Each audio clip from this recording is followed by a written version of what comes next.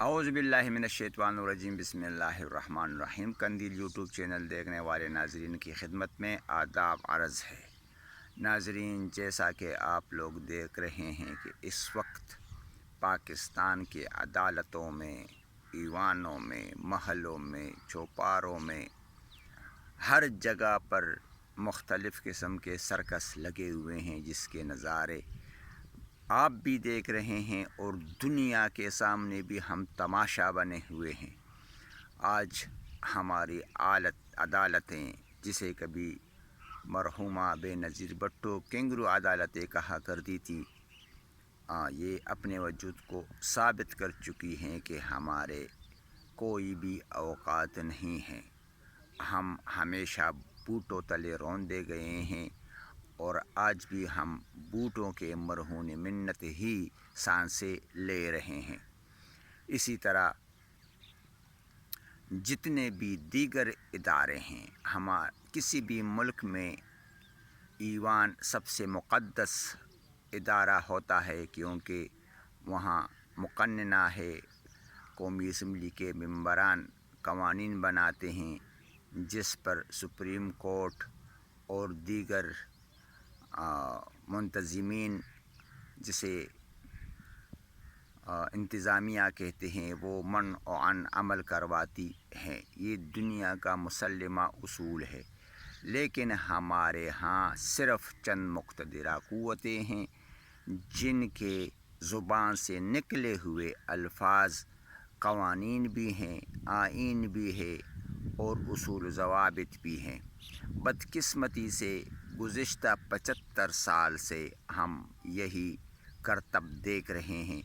جو شخص بھی ان طاقتور حلقوں کو پسند نہ ہو، اسے ہٹایا اور مروایا جاتا ہے۔ ہم دیکھ رہے ہیں کہ جناح سے پاکستان بنوا کر اسے ضلالت کی موت مار دیا گیا۔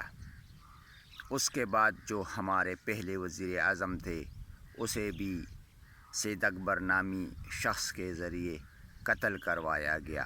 یہ سید اکبر انگریز دور میں ہی افغانستان سے برآمد ہوا تھا۔ ظاہر شاہ کے خلاف اس نے بغاوت کرنی تھی۔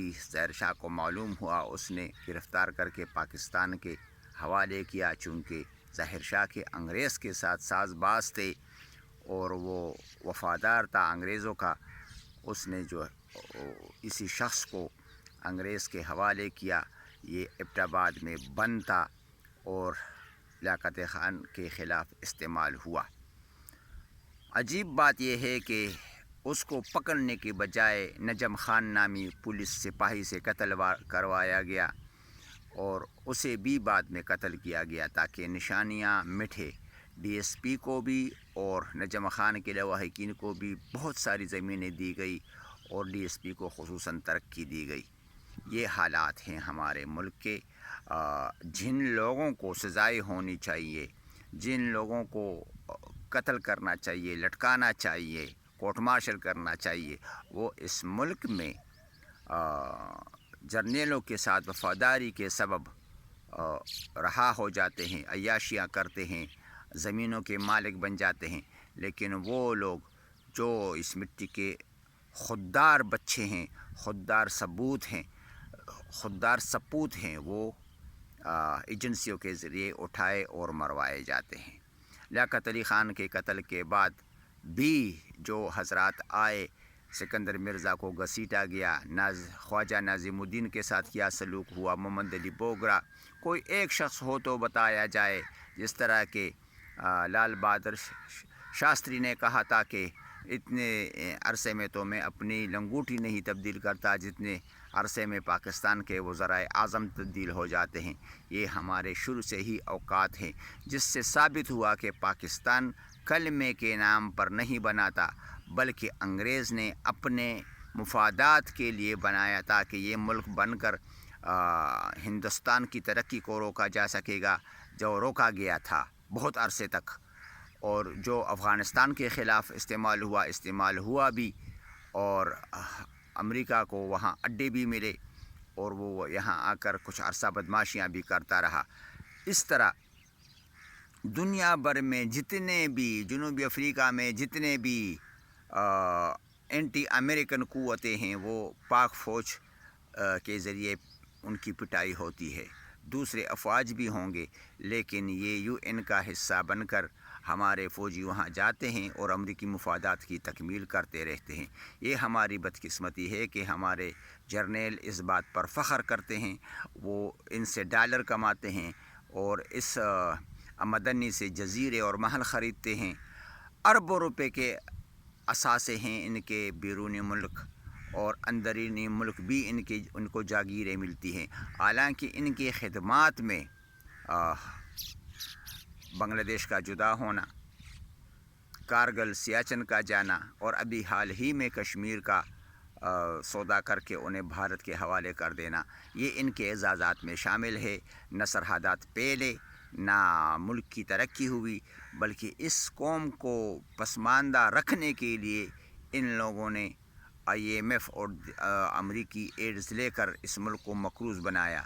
آج یہ بدقسمت قوم اپنے اثاثے بیچ رہا ہے. آپ لوگوں کو معلوم ہونا چاہیے کہ آپ کے موٹر ویز، آپ کے ایئرپورٹس، بندرگاہیں، یہ ریوڑیوں کے دام بک رہی ہیں. وہ جرنیل جو اپنے بچے بیچ رہے ہیں چند ڈالروں کے عوض، جو باقاعدہ اقرار بھی کر رہے ہیں کہ ہم نے عافیہ کے عوض ڈالر لیے، ایمرکانسی کے عوض ڈالر لیے، باقی جتنے بھی خاندان ہم نے امریکہ کو فروخت کیے ان کے عوض ہم نے ڈالر لیے.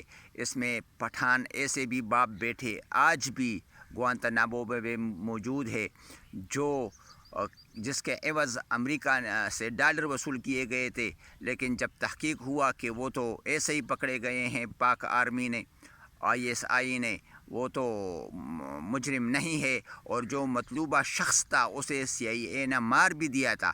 لیکن چونکہ ڈالر لیے گئے تھے تو امریکہ آج بھی وہ دو باپ بیٹوں کو نہیں چھوڑ رہے. ایسے ذلیل ترین اور گھٹیا جرنیل اگر دنیا میں کہیں اور ہو تو آپ ہمیں بھی دکھائیے، ہم بھی ان کا نظارہ کریں. یہ وطن فروش، قوم فروش حضرات جتنے بھی ہیں اس ملک میں، ہمارے علماء ان کے شریک جرم اس لیے ہیں کہ وہ ان کے خلاف نکلتے نہیں، ان کے خلاف آواز نہیں اٹھاتے. ان باتوں میں لگے ہوئے کہ پانچے اوپر کرو، پانچے نیچے کرو، سر پہ ٹوپی رکھو، نمازیں پڑھو. کیا یہی عبادات ہیں اسلام میں؟ خودداری اور دیگر معاملات کچھ بھی نہیں ہے. اصل چیز تو معاملات ہیں جس کی طرف ہمارے علماء توجہ ہی نہیں دے رہے.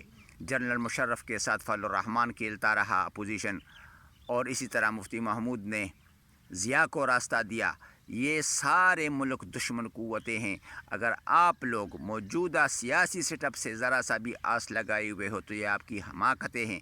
یہ سارے ایجنسیوں کے ٹاؤٹ ہیں اور ایجنسیوں کے ساتھ مل کر کھیل رہے ہیں.